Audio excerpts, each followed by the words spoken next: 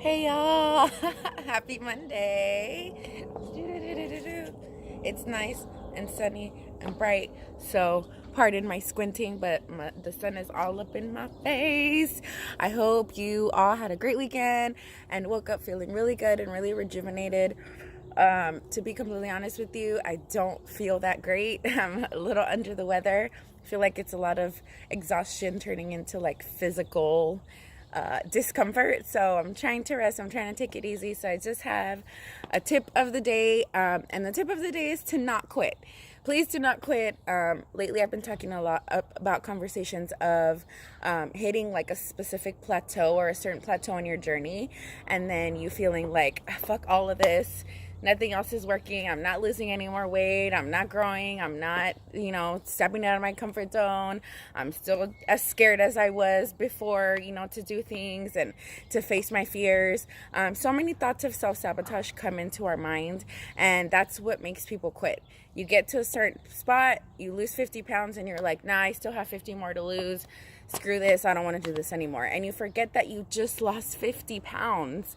And I have experienced that many times. I still do, and actually that was the motivation for my first nude shoot.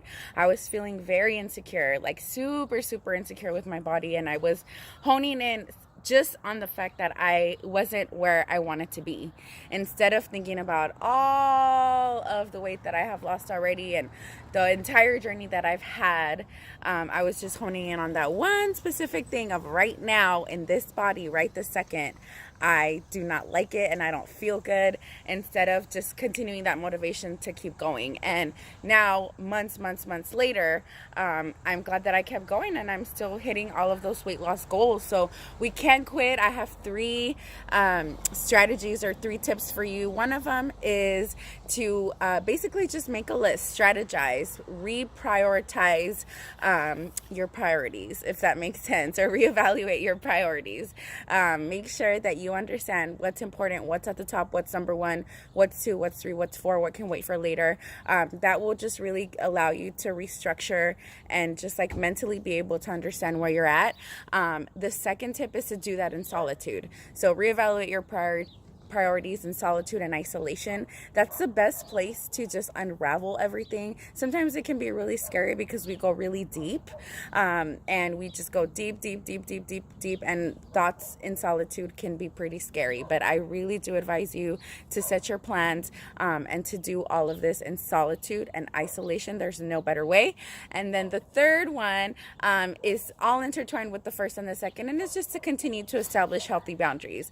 That's one thing that I have established in this year. I can say 2019 was my establishing healthy boundaries year, and my life has shifted so much and has changed so much and allowed me to have so much more time for business and really be able to dive into my business. Not only like just like physically have the time, but have the mental capacity to dive into my business and invest in myself, because I'm not worried about these other things, and I'm saying no and setting really healthy boundaries with myself.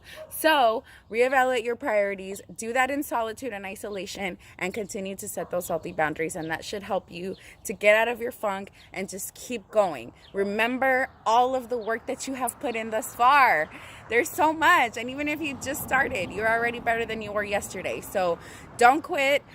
Keep going. If I had quit 2 years ago, 1 year ago, 6 months ago, I would have just ended up in that insecure rut and not been able to get out of it. And I can honestly say I am not there anymore.